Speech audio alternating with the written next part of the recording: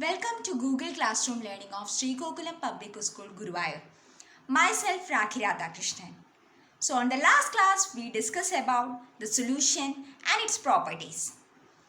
Today, we are moving to the next topic about the separation technique. There are various separation techniques which can be used to separate solute as well as solvent. On the earlier days, we used the separation technique like weaving, isn't it? For separating wheat, rice and grains. And also we use filtration methods. So let's detailedly study the different technique of separating the solute from the solvent. Good morning, students. So, we are moving through the next topic, which is the process of separation.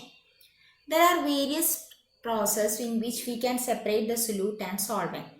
First one is evaporation, second one is sublimation, third one is centrifugation, fourth one is separating funnel, fifth one is distillation, sixth one is fractional distillation, seventh one is crystallization, eighth one chromatography, and ninth one electrolysis.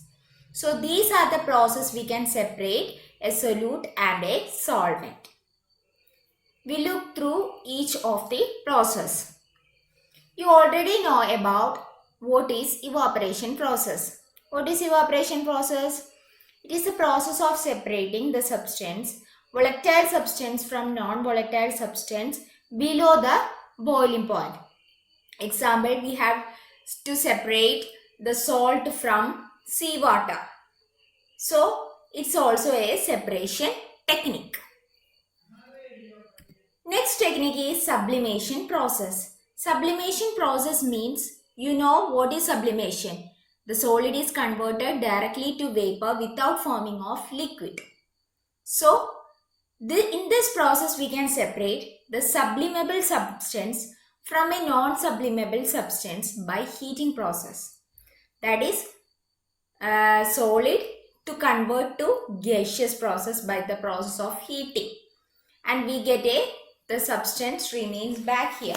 So, it's also a separation technique. Next one is centrifugation. Centrifugation means if you have to separate the ghee from curd or the milk, it is just like a glass test tube, which is processed for separate minute suspended particle from liquids.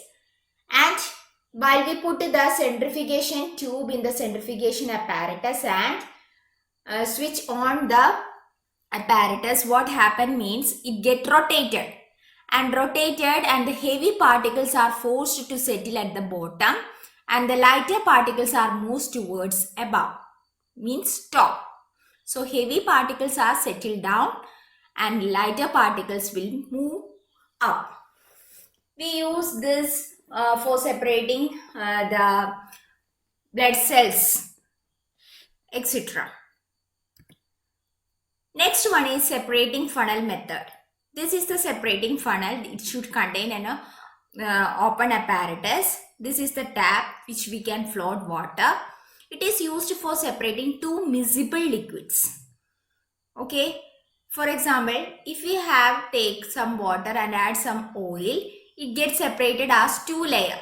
And when we open this tap and collect the water from one beaker and collect the oil from another beaker. Okay, so this is one of the method why we separate using separating funnel. Another process is distillation method. Distillation method is also used for separating two miscible liquid. Okay, by heating process. And these two liquid have the difference between the two boiling point of two liquid is must be more than 25 Kelvin. So this is the distillation apparatus we used, and this is the thermometer, and this is the water condenser. What happened is when we hold this port distillation apparatus, the vapors coming out from the distillation flask and it is condensed by the water condenser, and we can get collected the solute from this solution.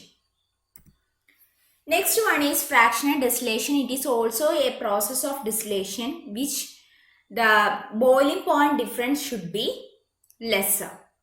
Here the boiling point difference is more than 25 Kelvin. Here the boiling point is less than 25 Kelvin. For petroleum products, we use the fractional distillation method. Another one is crystallization process. It is a process in which we had taken a test tube with a test tube holder and add some copper sulfate solution to it. There should be no water droplet inside the test tube. What happened is when we heat the solution, the water gets vaporized and the copper sulfate crystals are formed at the bottom of the test tube. So this is the process by which we used to purify the solid. Next process is chromatography technique. It is a process for separating the different colors. For example, separating drug from blood, separating the chlorophyll from leaves, separating the colors from dye. This method is used, chromatography method. There are various types of chromatography: thin layer chromatography, column chromatography, partition chromatography, paper chromatography, etc.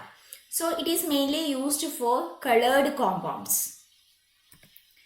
Next one is electrolysis process, in which the direct current is passed through the substance and in the presence of electricity it gets split into two forms of ions. So this is electrolysis. I hope you understood the concept of the different separation technique. The related link and the note is attached along with this video. Go through the link and download the notes. And don't forget to attend the test paper. So see you in the next class. Till then, take care. Bye.